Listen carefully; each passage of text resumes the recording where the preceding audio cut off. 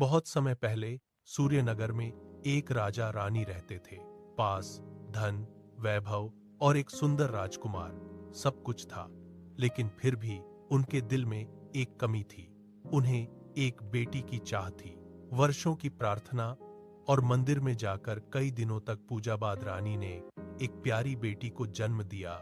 राजमहल में खुशियां छा गईं, लेकिन उस बच्ची की पीठ पर एक सुंदर सा अनोखा निशान था।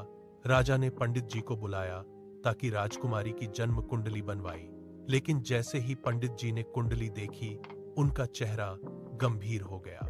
उन्होंने कांपती आवाज में कहा कि इसका विवाह आपके ही पुत्र से होगा, यानी अपने ही भाई से।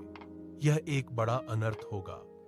पंडित जी ने कहा, महाराज, यह सब भाग्य का लिखा है।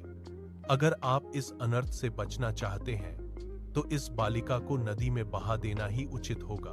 टुकड़े टुकड़े होने के बावजूद राजा ने राज्य की खातिर उसे रात में लकड़ी के बक्से में रखकर नदी में बहा दिया। कुछ दिन बाद बक्सा चंदनपुर गांव के किनारे पहुंचा, जहां एक निःसंतान धोबी जोड़े ने उसे पाया। उन्होंने उसे अपनी बेटी मानकर उसका नाम गौरी रखा और बड़े प्यार से उसका पालन पोषण किया। समय बीतता है, गौरी सुंदर युवती बनती है। रोज सुबह पूजा पाठ करती, घर के कामों में मदद करती। उसकी भक्ति से प्रसन्न होकर एक दिन उसे योगी की ओर से एक सोने का सूप उपहार में मिला। एक दिन सूर्यनगर का राजकुमार शिकार के दौरान उससे मिलता है और उसे देखकर प्यार हो जाता है।